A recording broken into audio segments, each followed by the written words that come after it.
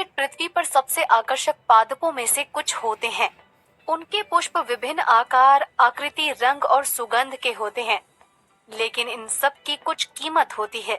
जब ये बीज के अंदर केवल एक भ्रूण होते हैं, तो ये किसी भी अन्य बीज की तरह अंकुरित और विकसित नहीं हो पाते हैं। ये प्रकाश संश्लेषण से भी नहीं गुजर सकते हैं। इन्हें कृत्रिम रूप से प्रदान किए गए कवक या पोषक माध्यम की मदद की आवश्यकता होती।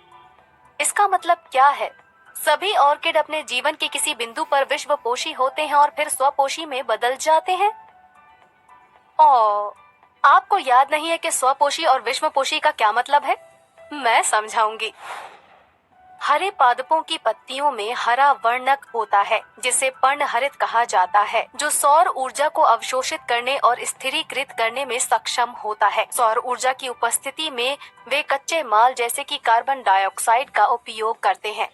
वातावरण से अवशोषित कार्बन डाइऑक्साइड गैस धीरे धीरे पत्तियों के अंदर विसरित हो जाती है। अतिरिक्त कच्चा माल जल अपनी शिराओं के माध्यम से पत्तियों में प्रवेश करते हैं। ये कार्बनिक खाद्य पदार्थों को संश्लेषित करने के लिए एक साथ अभिक्रिया करते हैं।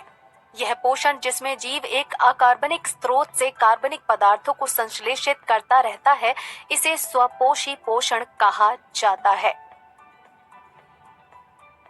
आइए एक मनुष्य का निरीक्षण करें और उसके शरीर को पारदर्शी बनाएं।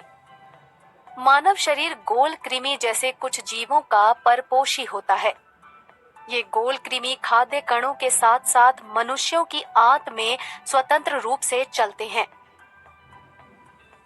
और ये जीव परपोषी से अनेक पोषक तत्वों को अवशोषित करते हैं और संक्रमण कर सकते हैं।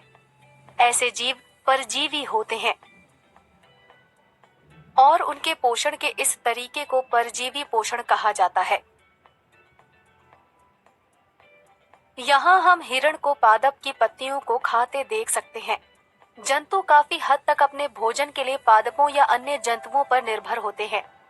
यह खाद्य पचता है और फिर ऊर्जा प्राप्त करने के लिए उपयोग होता है। यह पोषण, जहाँ पादप या जंतु उत्पत्ति से कार्बनिक पदार्थों को पचाकर ऊर्जा प्राप्त की जाती है, इसे विषमपोषी पोषण कहा जाता है। विषमपोषी पोषण विभिन्न प्रकार के हो सकते हैं। कवक जैसे जीव पोषक तत्वों को पाने के लिए मृत क्षयमान कार्बनिक पदार्थ पर निर्भर करते हैं। ऐसे जीवों को मृतजीवी कहा जाता है, और पोषण के इस तरीके को मृतजीवी पोषण कहा जाता है। मनुष्य भोजन को अंतर्ग्रहण की प्रक्रिया से ग्रहण करता है। खाया हुआ भोजन ग्रास नली से होकर गुजरता रहता है और धीरे धीरे आमाशय तक पहुंचता है। अंतर्ग्रहित भोजन बाद में पच जाता है। आमाशय भोजन को इस प्रकार के छोटे छोटे कणों में तोड़कर पचाता है। ये छोटे कण आमाशय द्वारा प्रदर्शित पुरः सरणी गति के माध्यम से आगे छोटी आंत में चले जाते हैं। छोटी आंत में जाते समय भोजन के कण आगे निकल जाते हैं और छोटे छोटे कणों में टूट जाते हैं, और अंत में इन्हें मानव शरीर द्वारा अवशोषित कर लिया जाता है। इस प्रकार का पोषण, जहां जटिल कार्बनिक पदार्थ अंतर्ग्रहित, पाचित, अवशोषित, स्वांगीकृत और बहिक्षेपित होता, प्राणी संभोजी पोषण होता है। सारांश: जब कोई जीव अकार्बनिक स्रोत से कार्बनिक पदार्थों का संश्लेषण करता है, तो उसे स्वपोषी पोषण कहा जाता है। कुछ जीव पोषी से पोषक तत्वों को अवशोषित करते हैं और संक्रमण का कारण बनते हैं। ऐसे जीव परजीवी होते हैं, और उनके पोषण के तरीके को परजीवी पोषण कहा जाता है। पोषण, जहां पादप या जंतु उत्पत्ति से कार्बनिक पदार्थों को पचाकर ऊर्जा प्राप्त की जाती है, इसे विषमपोषी पोषण कहा जाता है। कवक जैसे जीव पोषक तत्वों को पाने के लिए मृत क्षयमान कार्बनिक पदार्थ पर निर्भर करते हैं। ऐसे जीवों को मृतजीवी कहा जाता है, और पोषण के इस प्रकार के तरीके को मृतजीवी पोषण कहा जाता है। पोषण का प्रकार, जहां जटिल कार्बनिक पदार्थ अंतर्ग्रहित, पाचित, अवशोषित, स्वांगीकृत और बहिक्षेपित होता, प्राणी संभोजी पोषण होता है। तो इस प्रकार आपने विभिन्न प्रकार के पोषण के बारे में सीखा।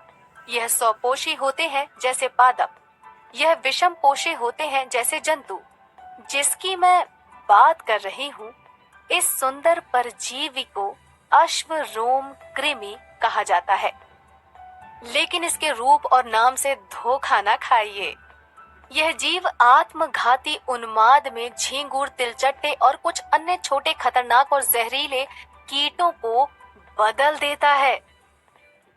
एक बार जब यह पर्याप्त वृद्धि कर लेता है तो यह कीट को नियंत्रित करता है और इसे पानी में कूदने के सक्षम बनाता है, जिससे कि यह जनन कर सके। प्रकृति में कुछ डरावनी चीजें भी हैं। अधिक जानने के लिए जुड़े रहें।